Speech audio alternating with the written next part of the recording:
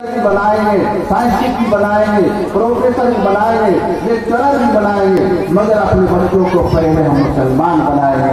अल्लाह तबारक तआला इसके और सुन्नत को कबूल फरमाए। वाखिर दअवाना अल्हम्दुलिल्लाहि रब्बिल आलमीन।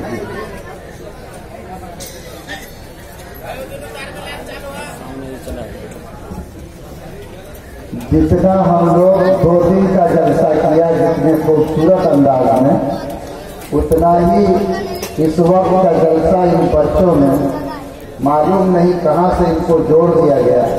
न इसका कोई निगरान है, न कोई पूछने वाला है। जो बड़ा है उसके पास भी कहने से भी वो मानने को तैयार नहीं है कि खाली जगह में बैठ जाए। खड़ा है, मंजूर है, लेकिन एहसास नहीं कि एक आदमी कह रहा है तो हम बैठ जाए। पता नहीं जो लोग रजाकार हैं वो सब खाने चला गया, पता नहीं क्या हुआ। कम से कम इन लोगों को सामने से हटाए, सामने में बैठाए। वो लोग कुर्सी वाले लोग नहीं है, कुर्सी से मापा कुर्सी ही लेके आगे आ जाइए। क्या तमाशा है कि बीच में इतनी जगह खाली है, आप वहाँ कुर्सी लगा के ठाट से बैठे हुए। अरे 1-1.5 घंटे का जलसा है, या तो आप कुर्सी ही लेके आ जाइए आगे, खिसक जाइए, फिर वो भर दीजिए। उसके लिए भी हिलने को तैयार है। कुर्सी ही लेके आ जाइए, मैं कुर्सी लेके। अरे रजाकार तो है ही नहीं, चला गया सब कहाँ। इतना कहीं आदमी को कहा जाता है जलसा सुनने आए, दीन की बात सुनने आए, बार बार हाथ उठा के अमल किया, खड़े खड़े हाथ उठा के अमल किया। अब बात कर रहे हैं तो सुनने को तैयार है।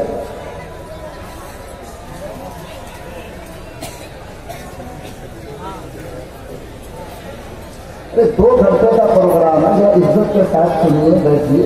देखिए खूंटा पकड़ के खड़ा है और उसके पीछे का आदमी कांटा के नीचे तुम तो खड़े हो जाओ।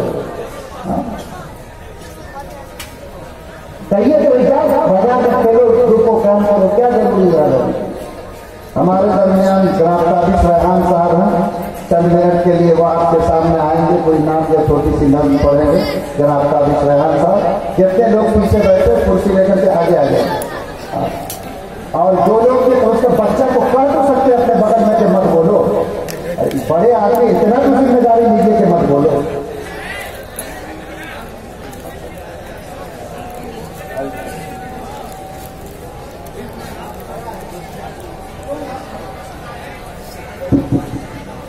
अस्सलामुअलैकुम।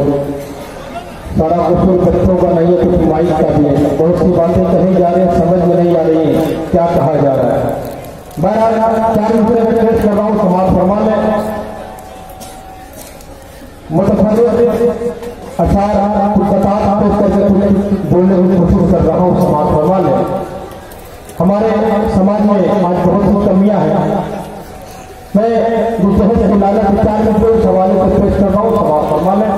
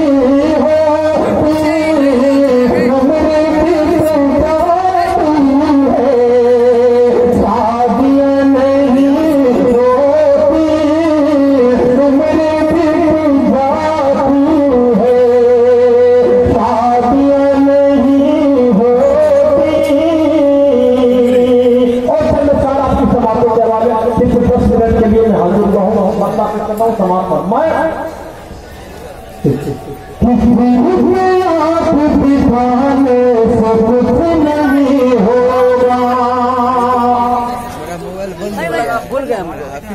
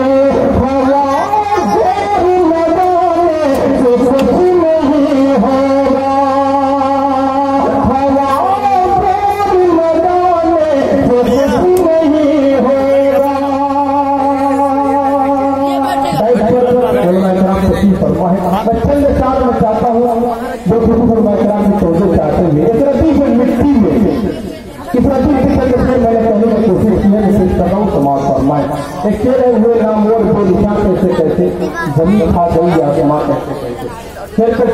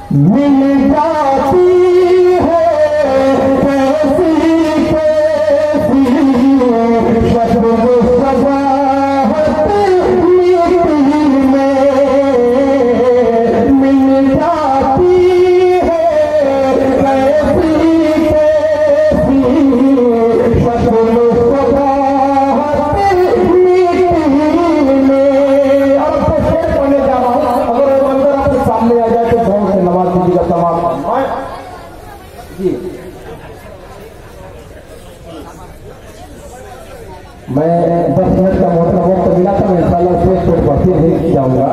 कहीं पे कुछ देर समझाने के लिए पंडित की जरूरत पड़ जाती है। मैं मुझे वक्त में खुद देख रहा हूँ, इंशाल्लाह उसी वक्त में मैं हट जाऊँगा।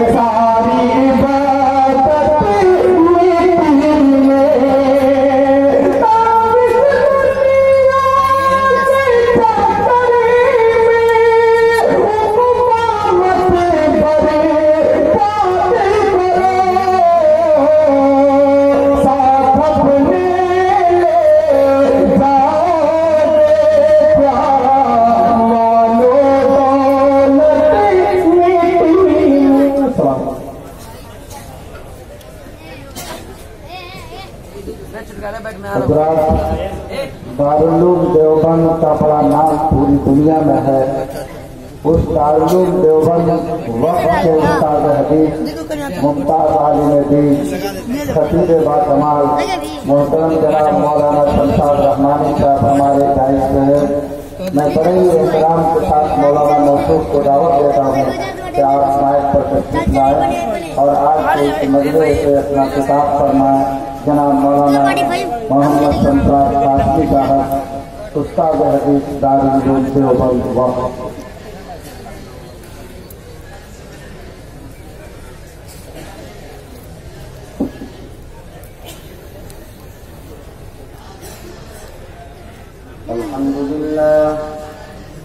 अल्हम्दुलिल्लाह नहमदुहु व नस्तईनुहु व नस्तगफिरुहु व नु'मिनु बिही व नतवक्कलु अलैहि व नऊज़ु बिल्लाहि मिन शुरूरि अनफुसिना व मिन सय्यिआति अअमालिना मन यहदिहिल्लाहु फला मुदिल्ल लहु व मन युद्लिल्हु फला ونشهد أن لا إله إلا الله وحده لا شريك له ونشهد أن سيدنا وسندنا وحبيبنا وشفيعنا ومولانا محمدا عبده ورسوله। ये सब जो आ रहा है नहीं पूरे स्टेट के उसी ऊपर रहना चाहिए, ये नहीं أعوذ بالله من الشيطان الرجيم بسم الله الرحمن الرحيم ما كان المؤمنون لينذروا قومهم ليتفقهوا في الدين ولينذروا قومهم إذا رجعوا إليهم لعلهم يحذرون صدق الله العظيم।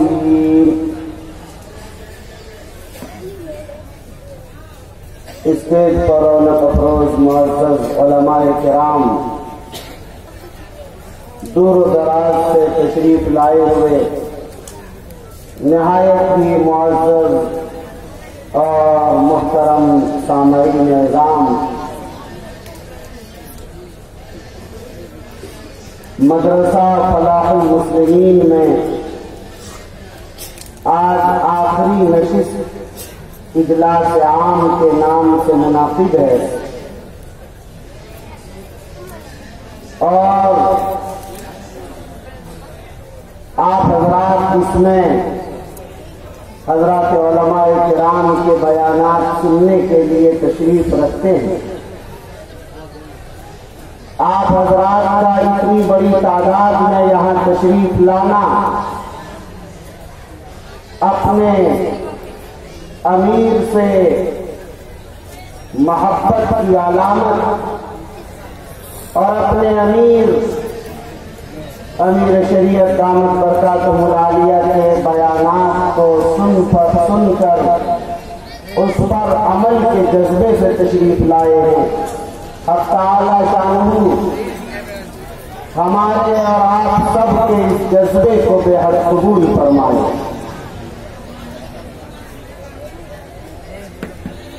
मदरसा फलाहुल मुस्लिमीन में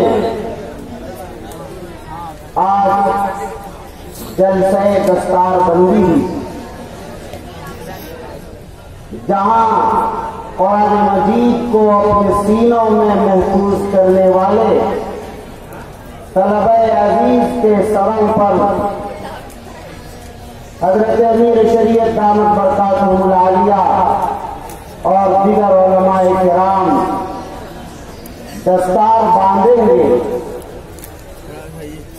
ये मंजर देखने को तो बड़ा सुनहरा और बड़ा खुशनुमा मालूम होता है और ये लगता है कि ये बच्चे हाफिज हो गए और दस्तार बंदी हो गई,